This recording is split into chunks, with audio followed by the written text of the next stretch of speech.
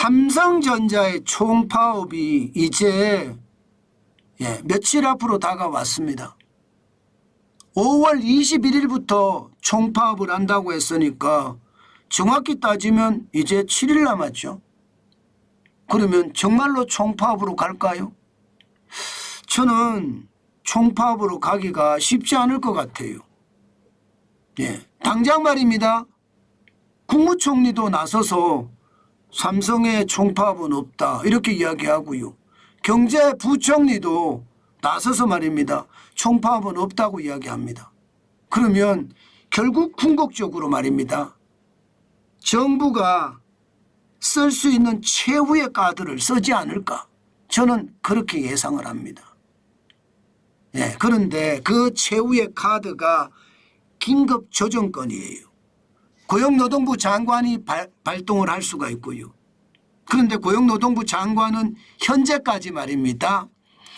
긴급조정권 발동할 수 있느냐 하고 물었더니 파업하고 말고는 노조의 선택이지만 정부는 파업까지 이르지 않도록 최선을 다해 대화를 주선하고 물밑이든 물 위로든 분초를 쪼개 양쪽을 조율하겠다 이렇게 이야기했고요.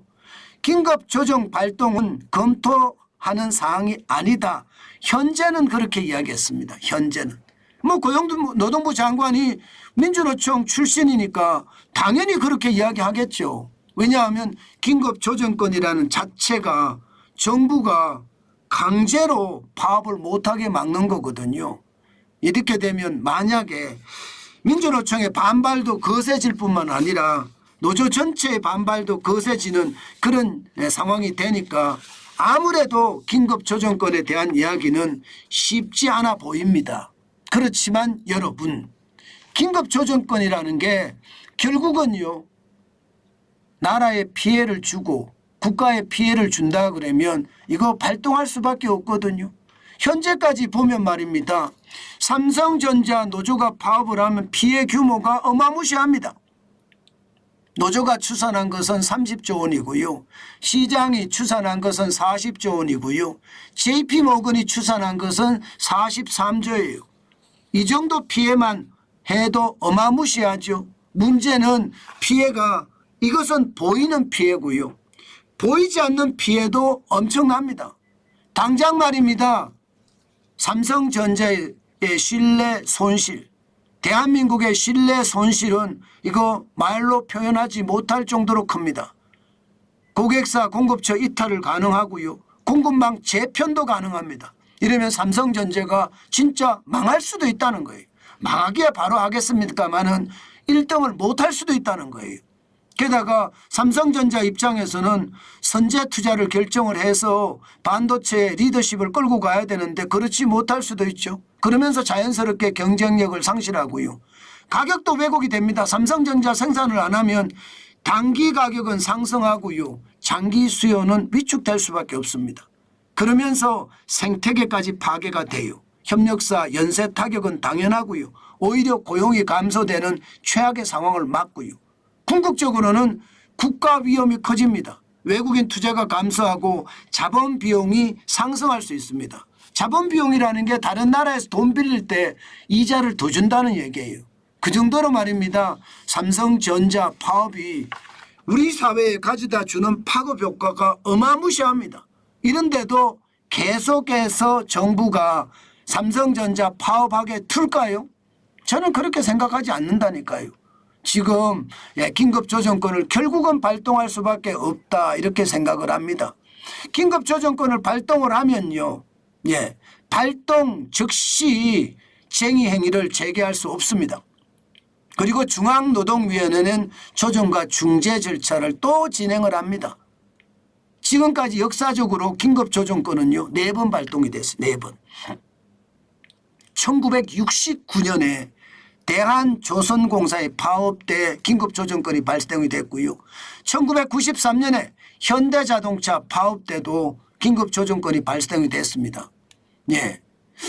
2005년 7월에는요. 아시아나 대한항공 조종사 파업 때 긴급조정권 발동이 됐습니다. 그리고 30일간 파업을 못했죠. 그 다음에 바로 말입니다. 바로 이 아시아나 대한항공이 또 조종사가 파업한다니까 2005년 12월에 긴급조정권이 발동이 됐습니다. 그러면 현재는 어떻게 될까요?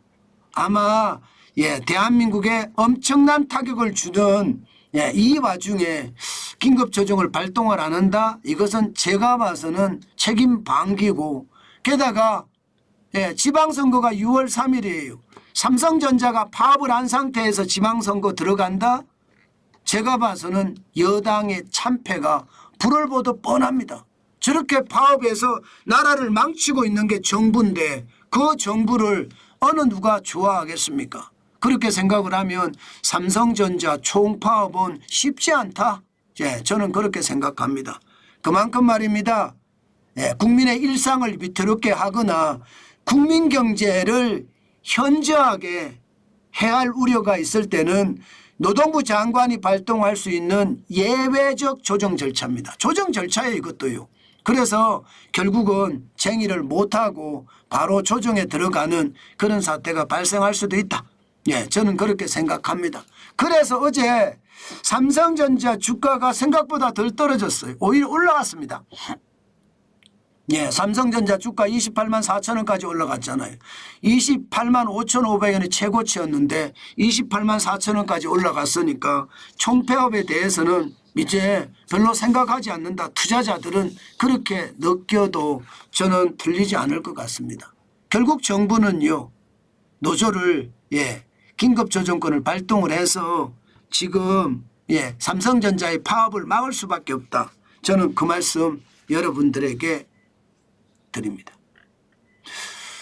여러분, 삼성전자가 총파업을 할까요? 아마 쉽지 않을 것 같아요. 기본적으로 국민 경제에 주는 피해가 어마어마하고요. 자칫 잘못하면 삼성전자만 피해를 보는 것이 아니라 대한민국이 피해를 볼 수가 있습니다. 이럴 경우는요, 긴급조정권을 발동할 수가 있거든요.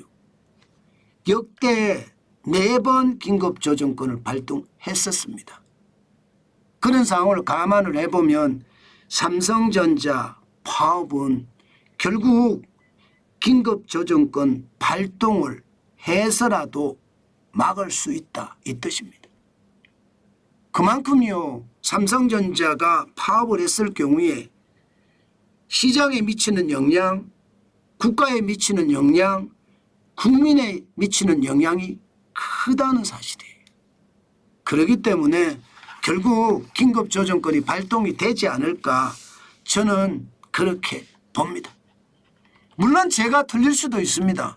그렇지만 시장이라는 게 그렇게 쉽지는 않습니다.